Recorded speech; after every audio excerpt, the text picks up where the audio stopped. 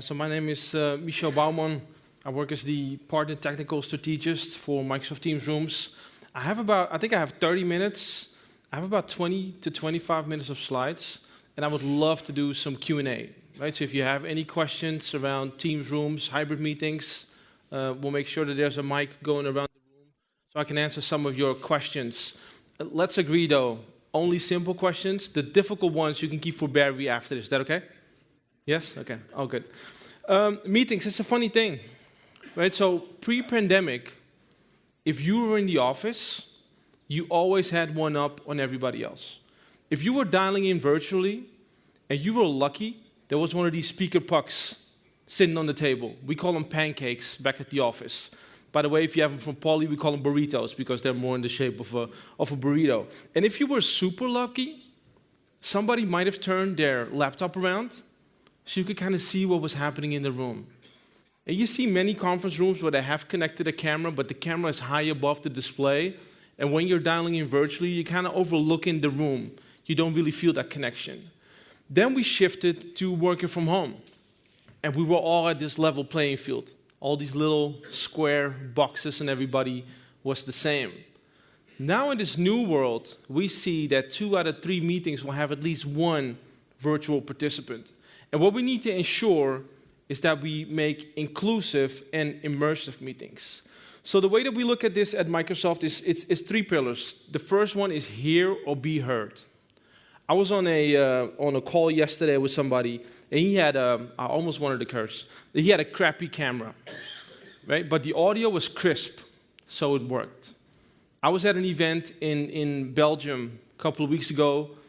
Projector wasn't that good, so people couldn't see the slides, but the audio was fine. That worked, right? So it's hear and being heard. The second one is see and be seen. Now, I'll get into this a little bit more, but this is not just seeing somebody from above, it's actually building that connection. And then the third pillar is collaboration. I think this is where Microsoft Teams comes into play, and this is what the 3 pillars that create that immersive and inclusive experience. When you look at those 3 building blocks and you look at the reality, only 8% of rooms worldwide are currently equipped with video, which is a low number. Who in the room currently uses Microsoft Teams Rooms? That's a good number.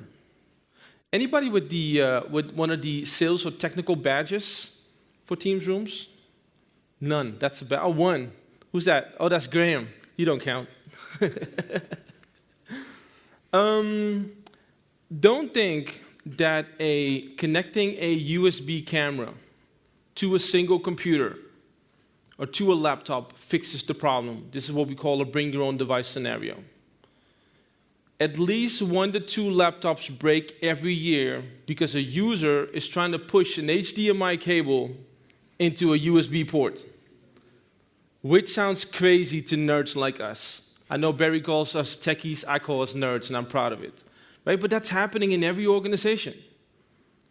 The other thing is it's difficult for you as IT to manage. You have no idea what's happening in the room. Anybody have any idea how long it takes approximately to start a meeting in these bring your own device scenarios? Anyone? How many minutes? About 7 to 12 minutes before a meeting actually starts. Also, nobody wants to give up their laptop for these meetings. Nobody's like, you know what, use my laptop and plug in the cable so you can all look at my screen. Or, no, my battery's almost dead, you cannot use mine. Or, no, I would like to take notes. And then if something isn't working, everybody calls you, hey, the display is not working.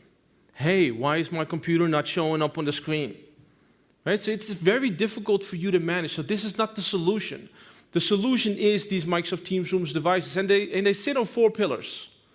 Pillar 1 is inclusiveness.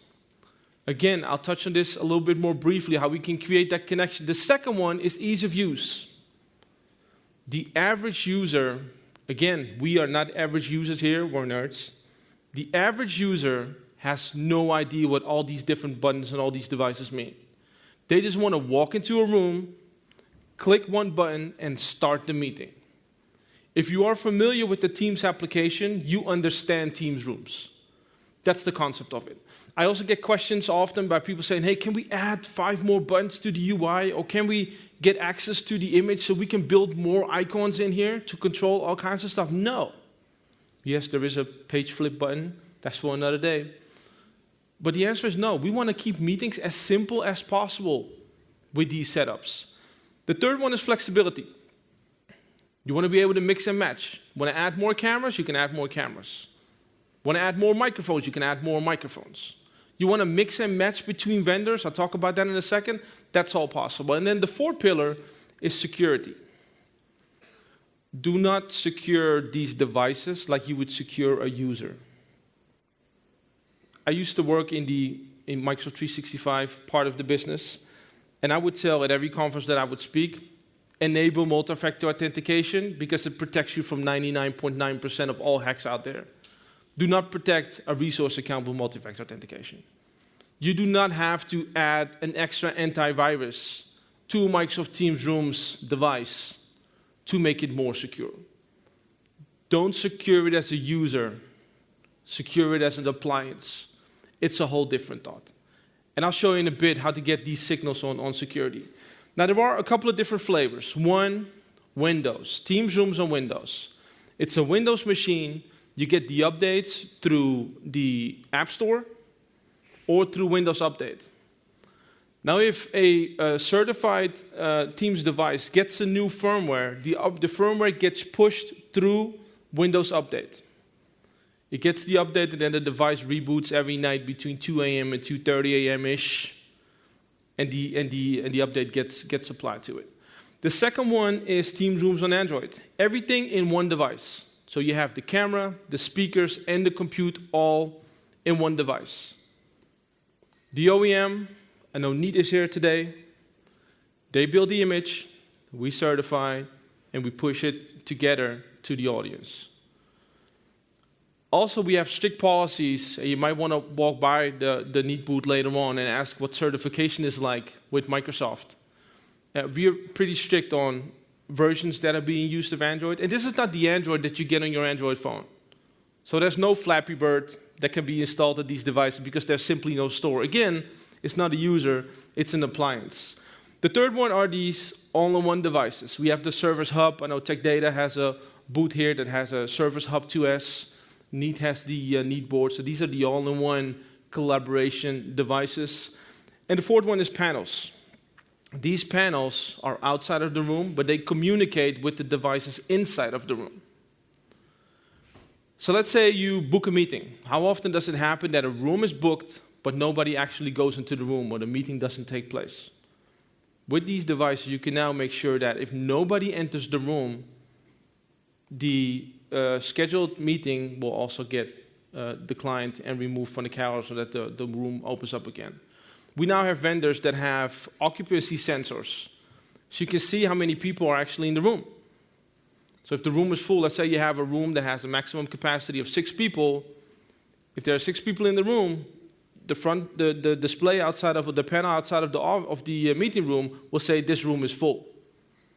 Right, so these come with with the panels. Phone, I know the Gamma team and Barry are talking about this after this. And then the displays. Again, using Neat as an example, go check out the Neat frame, which is both for personal use and for hot desking. Don't just buy any piece of hardware. So don't think, hey, I saw this amazing vendor X camera that I want to hang in my office. Only go with Teams certified devices. We are very strict when it comes to certifying devices. And we certify based on video, audio, spec, ports, security, etc., etc. The last thing we want is you to be stuck between a vendor and us. Right? So when you go with these vendors, you know that you get a certified device. Now, I spoke about inclusive meetings. How many of you have seen Front Row? Interesting. A lot of Teams Rooms customers, not too many have seen Front Row. So Front Row is a layout. It's nothing more than that. It's a layout that we released as a preview a couple of months ago. And what we've done is we've moved the video images to the bottom. Why is this important? You also see that the camera is not mounted on top of the display. The camera is mounted on the bottom of the display. Why is this important? Again, when we talk about inclusive meetings, it's about creating that eye gaze. A friend of mine is a movie director, and he was like, Michel, I want to try out these Teams Rooms devices that you're always talking about. So tell me a little bit about them. And I was speaking about this concept. He said, I recognize this. Because when we film, when you go home tonight, tomorrow, whenever you're going home, and you watch your favorite movie or Netflix series, when the director wants you to be part of a scene and feel the emotion of the actress or the actor, they'll always film at eye level to create that eye gaze. Now, if they want you to be a spectator of the scene, they'll film you from above or from afar. And that eye gaze is what you create by leveraging the front row layout. What you also get is more screen estate for content, chat, and extra options. Again, that's for another session.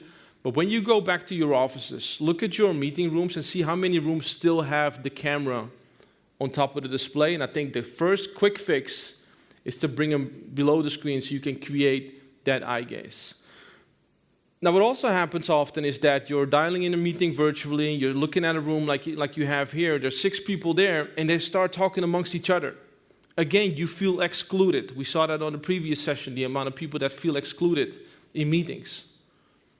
We now have new devices coming out. Yealink is one of the partners that has a device coming out. And Logitech and Neat have a device coming out later next year that has these 360 cameras, AI cameras.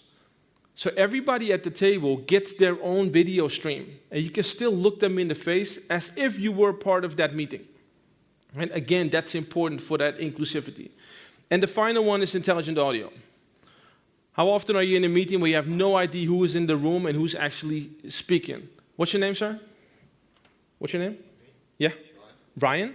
Okay, so let's say I'm on a call with Ryan and James, who's sitting next to him, and I have no idea who Ryan and James are.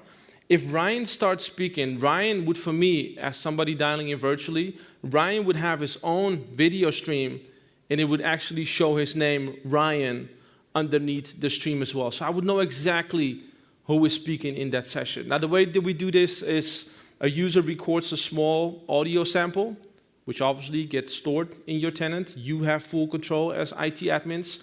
The user has full control. And we can recognize up to 10 distinct voices in a meeting, again, to create this inclusivity.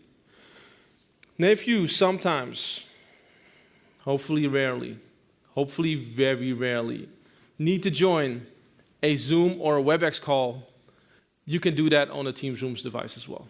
And it's the same thing. You walk up to the device, you hit the meeting of the Zoom button, and you'll be automatically directed to the WebRTC client of Zoom, and you can have that Zoom meeting on that device. So you do not have to purchase a separate device to join that occasional Zoom or WebEx call. And the final piece is self-management. So I was speaking about the bring your own device scenario and how you had no idea of what's going on in the room. Now in Teams Admin Center, you can see all of your devices and the attention they might need. An update, something wrong, something not connected, etc., etc. It's all in one place. And on top of this, we just announced and released the Microsoft Teams Rooms Pro Portal. And what the Pro Portal does is it gives you AI-driven signals to help you understand what the issue might be in the room. Not only will you get what the issue might be, you'll also get the possible solution. Simple example, user doesn't account or device doesn't have power, device seems to be powered off, plug in the device. But also, security issue. Admin password is still set to default. Here's the link on how to change it. Right? So if you have a pro license, and you can talk to Computer World about this, if you have a pro license, you can also get these insights through the Pro Portal. The final section before we get into Q&A, how are we on time, 15 minutes, is think about your rooms. So we're seeing more and more appetite for new types of rooms in the offices. And I think this is where IT needs to collaborate with facilities in the organizations. When we do events and we have these demo setups, people come into the room and they don't say, we want that camera, or we want that speaker, or we want that display. They say, we want this room. So think about furniture and furniture setups. Here's an example of one of those rooms. And what you see here is a different shape of table. So the table is a guitar pick shaped table, the thing you play guitar with. The reason why this is important is now everybody's in a circle. So again, you have that feeling that you're all in that meeting together. As you can see here in the image, you also have the camera below the display. So again, you create that eye gaze. So this is where the inclusivity comes from. You also see a table on the other side of the room, in the back of the room, for two reasons. Does anybody know what the goal is of high tables in a room? What's the effect of a high table in a room? Super interactive crowd today, thank you. Love that. So with high tables, your blood and oxygen flows differently through your body. So you can only concentrate for so long, right? So high table means make quick decisions. Right? It's also great for collaboration. So that's where this comes in. Also an interesting thought is, if somebody drops into a meeting late, normally they try to scooch in at that guitar pick shake table and that would disrupt the meeting. It would take another 6 minutes for everybody to focus back on what was important. Now, if somebody comes in late, they take a spot at the table in the back. Also, if somebody gets an important email or an important message, right, or an important Facebook message, and they need to answer it, they step out of the main table and go into that table in the back. Right? So think about these different concepts, and then if you take everything together, you have the, again, camera below the display.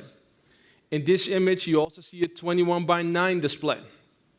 Most of you have 16:9 displays in your room. Right? 21:9 is slowly becoming the standard in these Teams rooms, because you have more screen estate, more room for content, more room for more videos, and more room for different elements. Something I didn't speak about is something that we're going to introduce is the concept of spatial audio.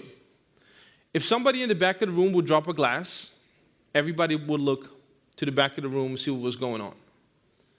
It's kind of the same thing in meetings, but the sound is always coming from the middle. So what we'll introduce soon is that if somebody is speaking from the left-hand side, this is my left, from the left-hand side, the audio will also be coming from the left. If somebody's speaking from the right-hand side, the audio will be coming from the right. Again, easier on the brain, more inclusive meetings. And I'll end with this quote.